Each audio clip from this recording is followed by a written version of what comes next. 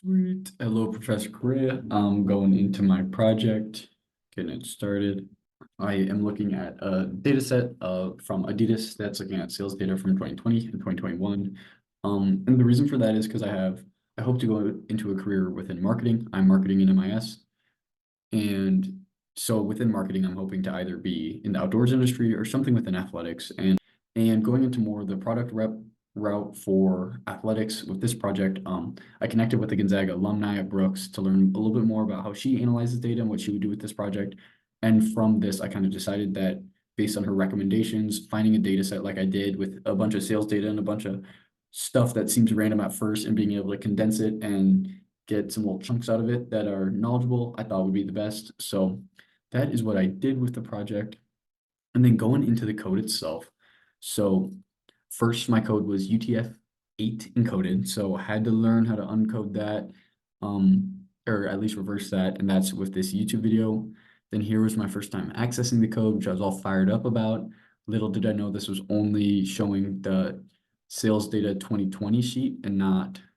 So that was understandable. Then I wanted to start analyzing the code. So here this is my code that takes out the regions, retailers, cities, states, products, and sales method. So just going through here and taking out all the different states that are in it, just so I can start formalizing questions from that. And you can see here, this is finding the unique values, and here's the printing of it. So once I had that, then I wanted to look at the total sales per region. So that's just creating code with here's my total sales, here's my regions. And a problem I had was that my total sales had the dollar signs in it, and I just did not know that I had to have this line of code that removed it. So that was a problem I saw, but figured it out, was able to print the code with the dollar signs as well. And I started to see the total sales per region. This is all from my 2020 sales data sheet as well. And then I wanted to see if understanding these different sales per regions, there's a reason for that. If there's so that's why I looked at these different retailer IDs to see if there was more variety of retailers that was causing this, but there was not. So retailer ID is just like your Foot Locker, your Walmart, the different retailers. And then I wanted to look at the 3 different cities with the highest total sales in 2020. So that's where I have right here this code that we got the dollar signs. We got the sum of the total sales with this row, and then this is the sorting of just taking the 3 largest ones with that sum. And then I wanted to be able to visualize what goes into these cities that are doing the best, what are their product categories. So here's the visualization of that. Here's going to be the code for the pie chart. And then here's just the gathering of the total sales and then putting it into the pie chart, which I thought was really cool, being able to visualize this, and it's very easy to replicate with my other cities. You can see here we have New York, Seattle, and of course Miami at the top.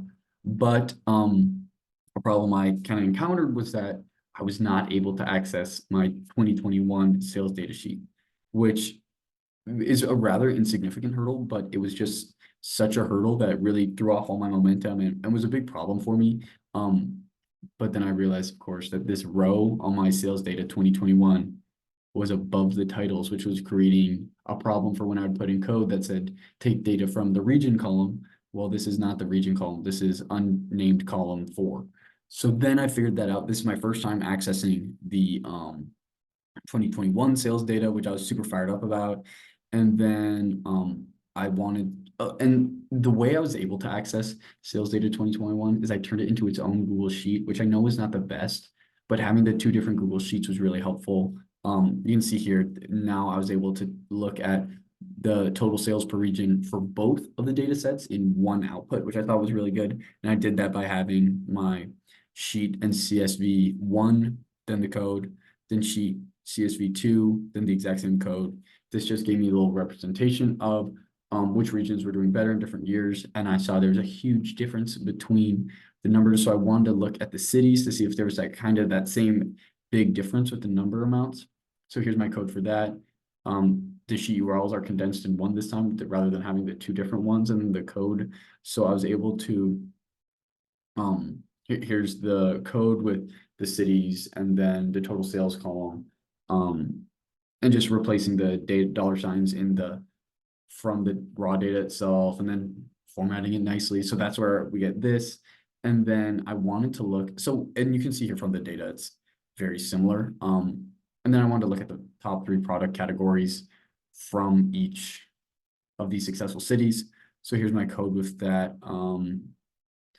And that was good because it just served as a representation of this stuff. Just to give me a little bit more idea of this trends, you can see here with Adidas, the men's street footwear is doing the best currently. And then I wanted to create this bar chart to look at in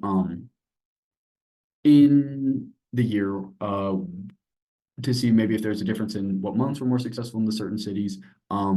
This made me realize too that the data set was missing certain months for New York at least, and Charleston was a much more consistent flow. So that was pretty interesting.